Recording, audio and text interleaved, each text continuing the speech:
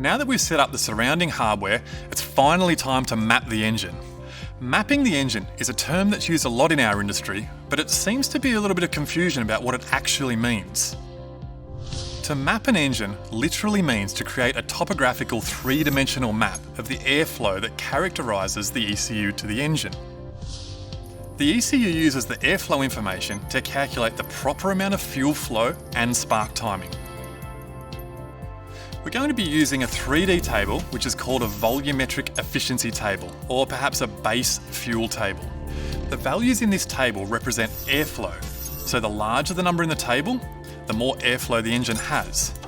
Therefore, the more fuel the engine will receive.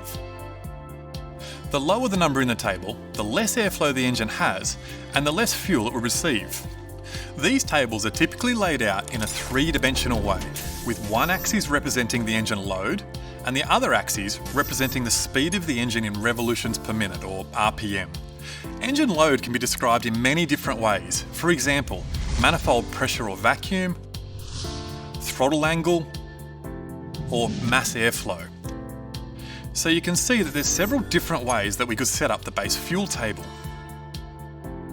The engine load measurement you choose will depend on your ECU's capabilities, as well as your particular application.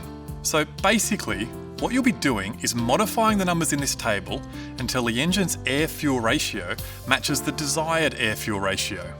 In order to do that, you'll first need to define the target air-fuel ratio at any given load or RPM site to safely operate your engine. That's the beauty of using an aftermarket ECU. We have total flexibility for any load and any RPM to choose whatever air-fuel ratio we desire.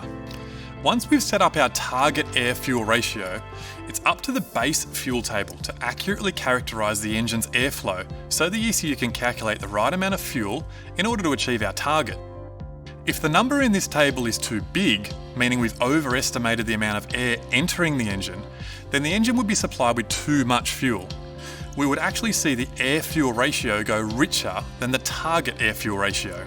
So the process of mapping the engine is adjusting the values in this table up or down until each individual cell produces a mixture the same as the target.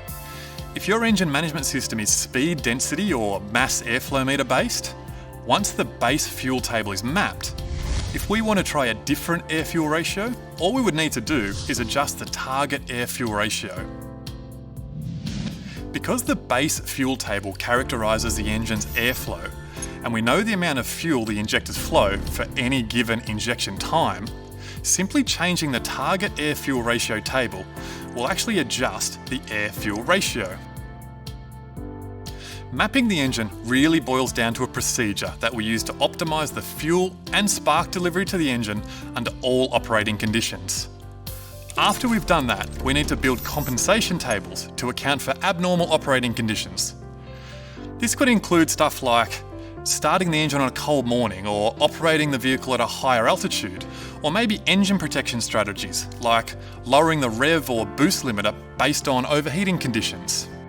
In any case, the combined effort of mapping the engine really comes down to utilising a process and a step-by-step procedure of optimising the engine's performance over a wide range of engine operating conditions.